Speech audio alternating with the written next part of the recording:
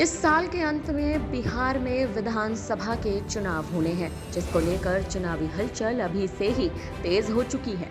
NDA और महागठबंधन दोनों खेमों में सीट शेयरिंग को लेकर गहमा गहमी जारी है। एक तरफ जहां लोकसभा चुनाव बेहतर स्ट्राइक रेट के कारण कांग्रेस ने महागठबंधन में राजद की मुश्किलें बढ़ा रखी हैं, तो दूसरी तरफ एनडीए के भीतर भी इस बार समीकरण पहले से कहीं ज्यादा पेचीदा नजर आ रहे हैं, जिसकी एकमात्र वजह है चिराग पासवान की पार्टी एलजेपी। जी हाँ, आपको बता दें, चिराग पासवान की पार्टी एलजेपी की एनडीए में वापसी और सहयोगी दलों की बढ़ती सीट मांग को लेकर बिहार में गहमागहमी अपने चरम पर है। बिहार की 243 विधानसभा सीटों पर चुनाव की तैयारियां जोरों पर हैं, लेकिन उससे पहले एनडीए के खेमे में सीटों को लेकर सियासी माथापच्ची जारी है। इस बार एलजेपी एनडीए में शामिल है, जो 2020 में गठबंधन से अलग होकर चुनाव लड़ी थी। तब पार्टी ने 134 सीटों पर उम्मीदवार उतारे थे, लेकिन सिर्फ एक सीट जीत सकी थी। हालांकि उसने जेडीयू के कई उम्मीदवारों को नुकसान पहुंचाया था। अब चिराग पासवान की पार्टी केंद्र सरकार में भी हिस्सेदार है और इस बार कम से कम 40 सीटों पर चुनाव लड़ने की मांग कर रही है। 2020 के बिहार विधानसभा चुनाव में एनडीए के बीच सीटों का बंटवारा कुछ इस प्रकार से था।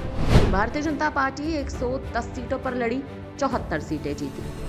जेडीयू 115 सीटों पर लड़ी, 43 सीटें जीत पाई। वहीं हम की बात करें तो 7 सीटों पर लड़ी और मात्र केवल 4 सीटें जीती।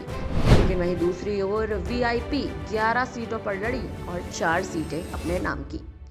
हालांकि अब समीकरण बदल चुके हैं। वीआईपी महागठबंधन का हिस्सा बन चुकी है और एलजेपी की वापसी से सीट शेयरिंग का गणित और उलझ गया है।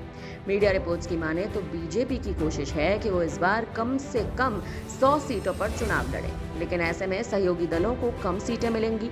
जेडीयू की सीटें सबसे ज्यादा कटने की संभावना है। हम पार्टी के नेता जीतन राम मांझी 35 सीटों की मांग कर रहे हैं, जबकि पिछली बार सिर्फ 7 पर लड़े थे। जानकारों के अनुसार ये एक तरह की रणनीति है ताकि पहले की सीटें सुरक्षित रखी जा सके। एलजेपी यानी चिराग पासवान के नेताओं का भी कहना है कि बीजेपी और हम मिलकर कम से कम 135 से 140 सीटों पर लड़े ताकि हमारी बहुमत सुनिश्चित हो सके। एनडीए में सीट बंटवारे को लेकर कई परतें हैं। जेडीयू और बीजेपी के बीच तकरार, पासवान फैक्टर और अब वीआईपी की संभावित वापसी। ऐसे में हर दल अपनी पकड़ बनाए रखने की जद्दोजहद कर रहा है।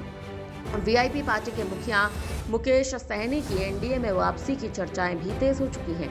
हालांकि उन्होंने फिलहाल इससे इनकार किया है, लेकिन राजनीतिक गलियारों में कुछ भी असंभव नहीं है। राजनीति में कई बार नेता रात में एक पार्टी के लिए प्रचार करते हैं और अगली सुबह दूसरी पार्टी में शामिल हो जाते हैं।